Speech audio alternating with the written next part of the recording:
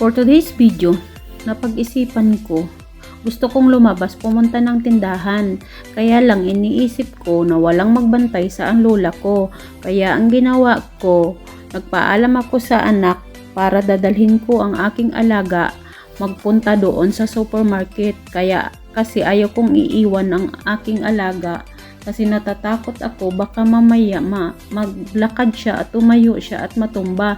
So napakalaking problema, kaya mas minabuti ko na lang na dadalhin ko na lang siya. Kasama kaming dalawa. Kahit hirap ako magtulak, okay lang. Kaya at least panatag ako habang ako'y nasa labas.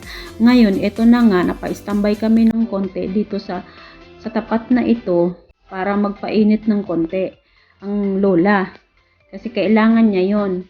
Medyo mainit lang nga pero kayang-kaya naman kasi malamig naman ang panahon. 11 o'clock nga pala yan guys ng tanghali ang labas namin ng lola ko. Kaya mas maganda kasi na 11 o'clock kaming lumabas kaysa 2 PM kaming lalabas na sobrang init. Oo, ayan. Kaya eto, tingnan nyo naman guys, napakagandang tanawin ngayon.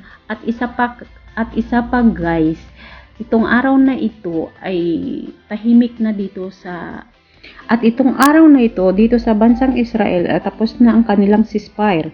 Kaya hindi ako natatakot na dadalhin ko ang lola ko sa labas. Kaya ito, pahinga kami tapos maya maglakad na naman kami papunta doon sa taas kasi medyo paahon na ito. Mahirap lang magtulak pero okay lang.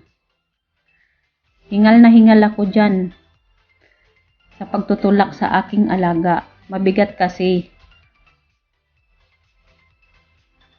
Tapos, tatawid pa kami sa stoplight.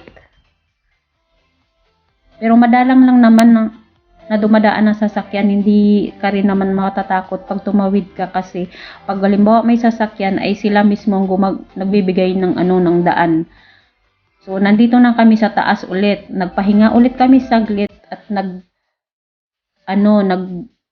yan na, ang lola nakaupo, pahinga na kami dyan. At tingin-tingin muna sa mga view, sa mga dumadaan. Kasi bababa na naman kami, ang aming doon sa baba, pababa na naman. Kaya eto, stopover muna. Pangalawang stopover namin sa taas. So nakita nyo sa likod, ang lalaki ng mga bahay dyan sa likod. Sa tuktok ng bundok. Ganito dito sa bansang Israel. Kahit bundok, tatayuan nila ng bahay pero maglalagay pa rin sila ng iskinita para makadaan yung daanan ng tao. Ayan si Lola, sinama ko na. Oh. Yan, tingnan, nakita nyo marami pa rin ng bakanti na lote na wala pang mga bahay. Pero makikita nyo yan sa susunod na taon, baka may bahay na yan. So nakita nyo yan guys, yung pababa na yan. Diyan kami dadaan ng aking lola. So mahirap magtulak ng wheelchair na pababa. Kasi baka mamaya mahulog yung matanda. Sige, okay lang. Ganun talaga ang buhay OFW. Buhay caregiver.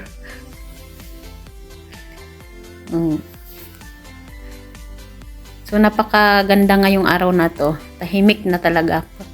Hindi ka na matatakot pag nasa labas ka na, parang wala na talaga. As in, hindi ka nakabado. Ayan, makulimlim dito. Pero dito naman sa dinadaanan namin ay medyo kulimlim naman. Hindi naman masyadong mainit kasi nga may mga puno ng mga kahoy dyan. Malayo pa yung aming pupuntahan na tindahan. So, dito na nga tayo. Ayan, pababa na tayo. Nag-stop over kami ulit dyan sa may baba. So, yan na guys. Yun yung pinakadulo na yun ang tindahan na pupuntahan natin. Malapit na tayo makarating doon. So, mag-antay lang tayo maya-maya konti. Kasi nga, medyo mababa. Dandahan lang kami ni Lola sa pagbababa niyan. So, nakita nyo yan guys, may bakante pang lote. So, yan. Baka sa isang taon, meron na rin yan bahay. Guys, huwag niyong kalimutan ang pag-subscribe sa aking YouTube channel, Mariam21 Vlog. Please like and share. And maraming salamat sa inyong lahat. At shout out na rin sa Team BFF Paangat Channel.